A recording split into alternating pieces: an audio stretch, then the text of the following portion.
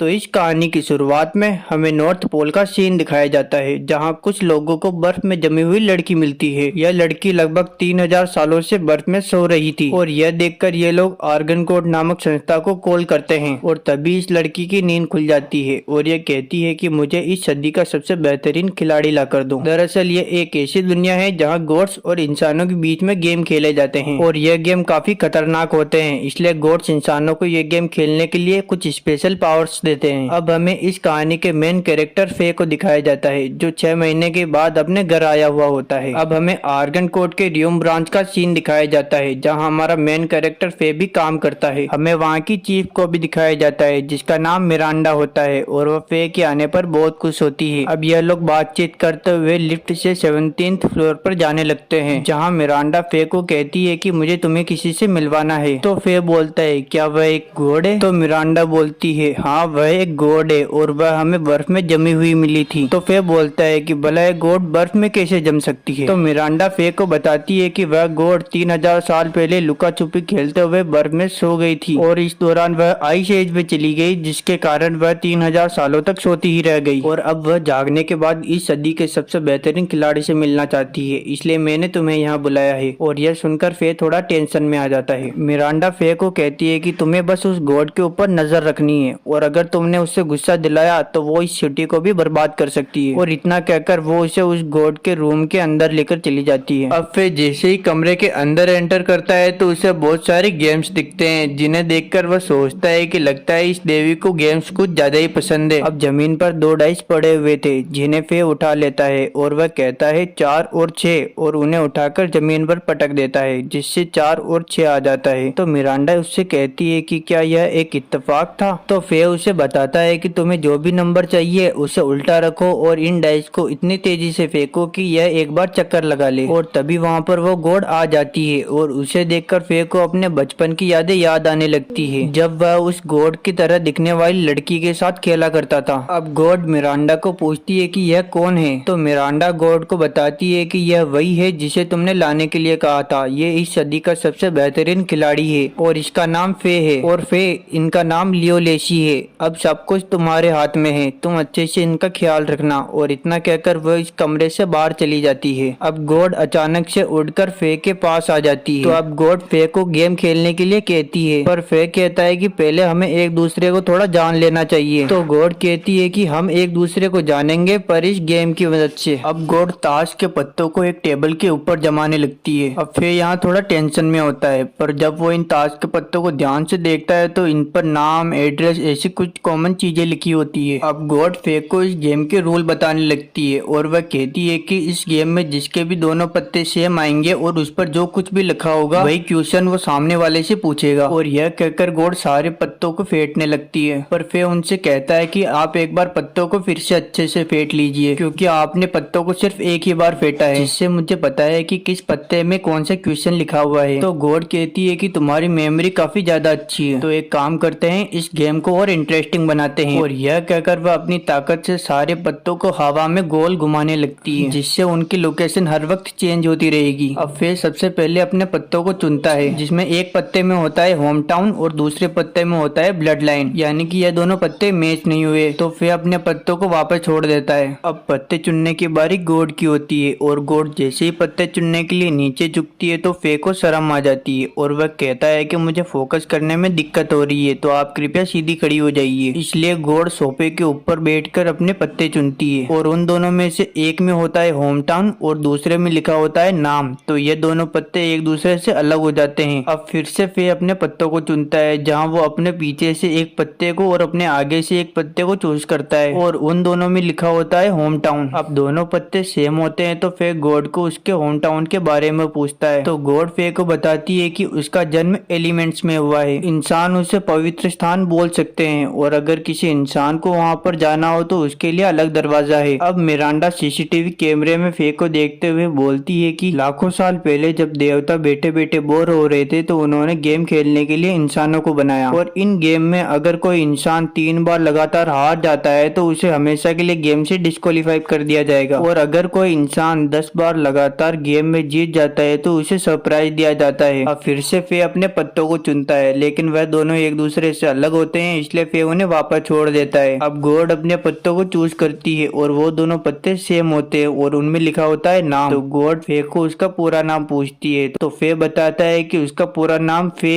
थियोफेलिस है। अब फे की बारी होती है पर वह सोचता है कि मुझे ऐसे पत्तों को चूज करना होगा जिससे मुझे ज्यादा से ज्यादा जानकारी मिल सके। अब थोड़ा समय बीत जाता है और इन दोनों के बहुत से कार्ड आपस में मैच हो जाते हैं। अब फिर से बारी गॉड की होती है और गॉड जैसे ही पत्तों को चूज करती है तो वो दोनों पत्ते खाली होते हैं। इसका मतलब कि गॉड फे से कोई भी सवाल पूछ सकती है। अब गॉड गुस्से में आकर पूछती है कि तुम कौन हो और यहाँ क्यों आई हो मेरे पास। देखो बिल्कुल सच सच जवाब देना, अगर तुमने झूठ बोला तो तुम्हारे लिए अच्छा नहीं होगा। और गॉड को गुस्से में देखकर फे की फट जाती है, लेकिन वह समझदारी से जवाब देता है कि मुझे पता था कि आप जैसी देवी को पता चल ही जाएगा कि मेरा यहाँ पर आने का कोई कारण है। दरअसल मिरांडा ने मुझे आपके ऊपर नजर रखने और आपके यहाँ पर आने का कारण जानने के लिए भेजा है। और यह जवाब सुनकर गॉड का गुस्सा शांत हो जाता है और वह कहती है कि मुझे पता है कि तुम यहाँ पर क्यों आए हो और अगर तुमने झूठ बोला होता तो तुम्हारे लिए अच्छा नहीं होता। और यहाँ दूसरी तरफ तो मिरांडा की फटके हाथ में आ चुकी थी। अब गॉड फिर से कहती है कि लगता है तुम एक अच्छे इंसान हो, इसलिए तुम मुझे लीसा बुला सकते हो और मैं तुमसे इम्प्रेस हूँ क्योंकि यह गेम तो हार जीत का नहीं बल्कि ज्यादा से ज्यादा इन्फॉर्मेशन इकट्ठा करने का था और तुमने उन पत्तों को बिल्कुल भी नहीं चुना जिनके आंसर तुम पहले से ही जानते थे। और लीसा बताती है कि वो फे के साथ गॉड गेम खेलना चाहती है ताकि वह गेम जीतकर पूरी गॉड बन सके। और लीसा को लगता है कि फे में वो पोटेंशियल है जिससे वो 10 के 10 गॉड्स गेम जीत सकता है। और लीसा बताती है क्योंकि वह एक गॉड है तो इसे पता है कि इस गेम के आखिर में कौन सा सरप्राइज है। दरअसल जो भी 10 बार जीतेगा उसकी सारी इच्छाओं को पूरा किया जाएगा। वो 10, 100,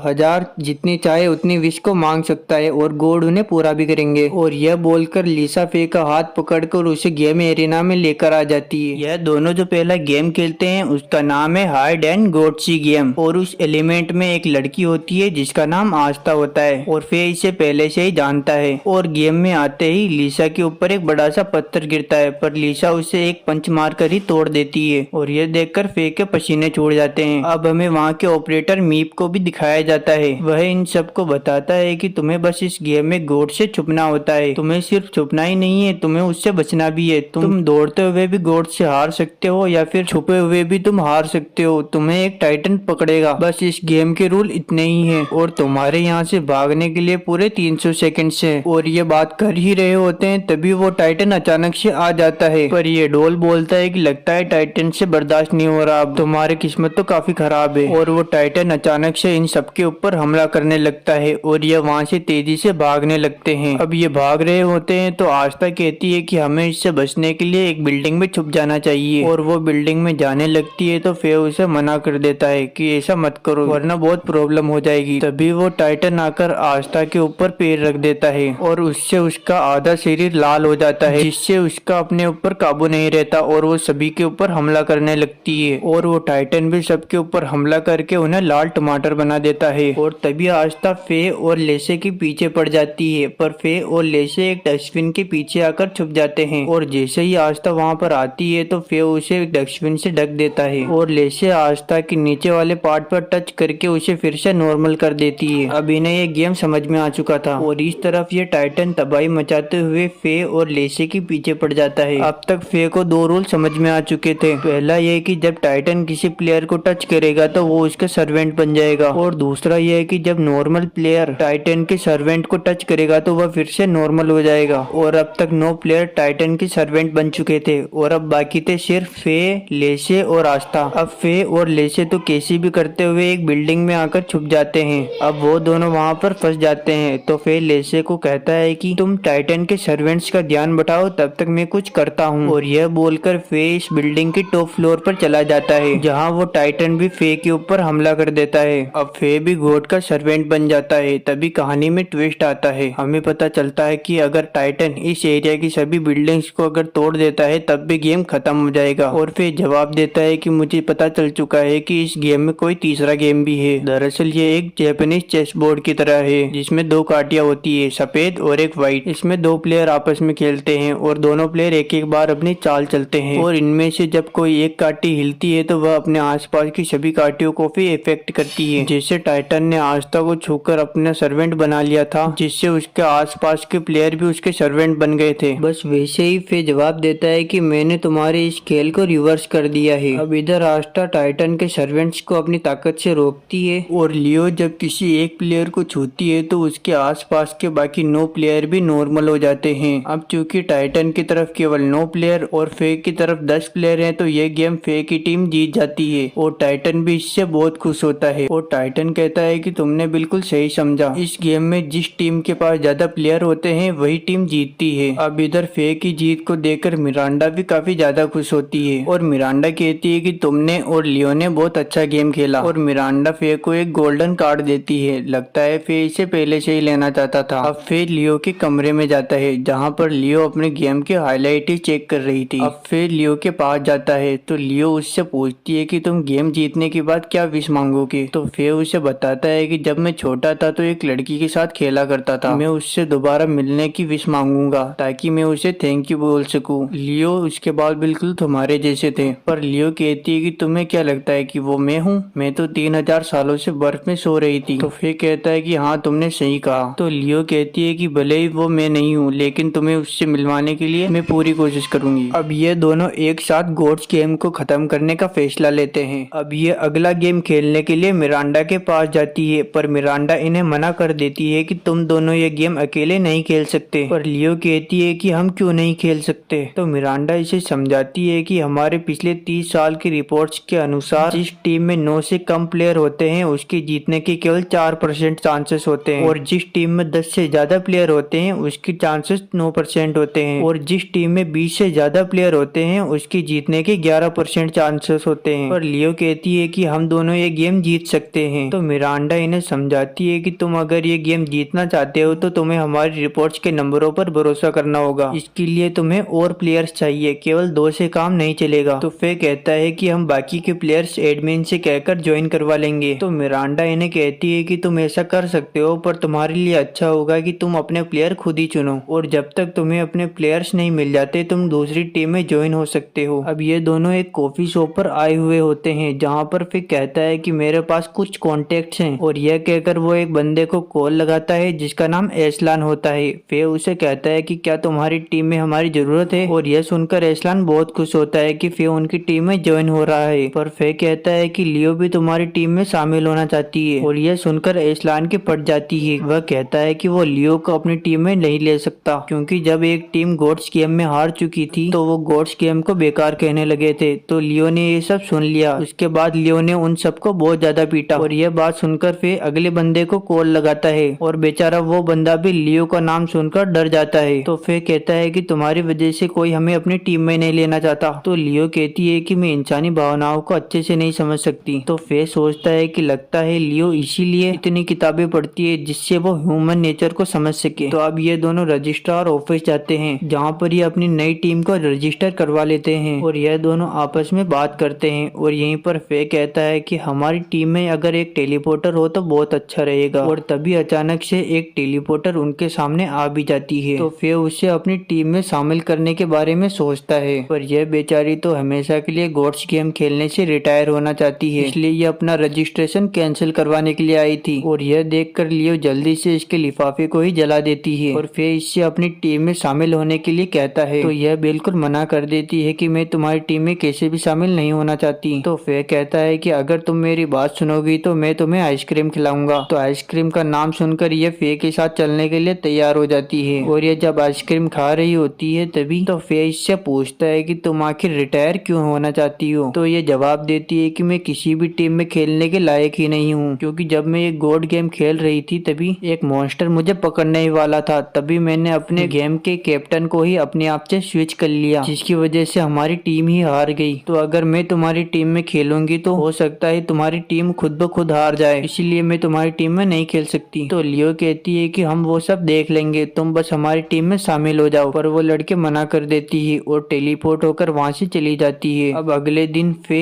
और लियो उसके घर चले जाते हैं। अब फे जैसे ही कमरे के अंदर एंटर करता है तो आप ही देख लो, मैं नहीं बता रहा, ये सब इस तरह का मोमेंट क्रिएट हो जाता है पर यह सब नॉर्मल हो जाता है। अब ये लड़की अपना नाम डायमंड बताती है। फे और लियो इसे अपनी टीम में लेने के लिए फोर्स करते हैं पर डायमंड अभी भी नहीं मानती है। वो अपनी टीम की हार का जिम्मेदार खुद को मानती है जिस पर फे को गुस्सा आता है और वह कहता है कि गेम में तो हार जीत चलती रहती है। और लियो भी उसे कहती है कि गोड्स गेम में गोड्स का जीतना तो केवल आम बात है, दरअसल तुम्हारे टीममेट्स को खेलना ही नहीं आता इसलिए वो हार गए। तो फे और लियो कहते हैं कि इस बार हम तुम्हारी मदद करेंगे ये गेम जीतने के लिए। अब फे और लियो कहते हैं कि हम तुम्हारी पूरी टीम की मदद करेंगे अगला वाला गेम जीतने के लिए, तुम एक बार खेलो तो सही। तो इस बात पर डायमंड इनके साथ खेलने के लिए मान जाती है। अब अगले दिन इसकी पूरी टीम आती है और डायमंड बहुत ज्यादा डरी हुई थी। वह सोचती है कि अगर कुछ गड़बड़ हो गई तो बहुत बुरा होगा, पर फिर भी ये सब लोग अगले वाले गेम के अंदर एंटर हो जाते हैं, जहाँ पर ये सब लोग आसमान से नीचे टपक रहे होते हैं। अब इतने ऊपर से नीचे गिरकर बचना मुश्किल था, तो लियो अपनी साइकिक पावर की मदद से इन सब की स्पीड को स्लो कर देती है और ये सब एक बड़े से ड्रैगन के ऊपर लैंड करते हैं। पर इन्हें पता चलता है कि इनमें से 3 साथी नीचे गिर चुके हैं। अब हमें एक छोटे ड्रैगन को दिखाया जाता है जो इन सबको इस गेम के रूल बताता है। यह ड्रैगन जो वर्ड सोच रहा होगा तुम्हें वही वर्ड बोलना है और वह वर्ड हर बार चेंज होता रहेगा। और यह सुनकर पूरी टीम वाले कुछ न कुछ वर्ड बोलने लगते हैं और जैसे ये वर्ड बोलते हैं तो इनके आसपास बहुत सारी बिजलियां चमकने लगती है और जैसे जैसे इनके वर्ड गलत होते जाते हैं वैसे ही बिजलियां भी और ज्यादा चमकने लगती है।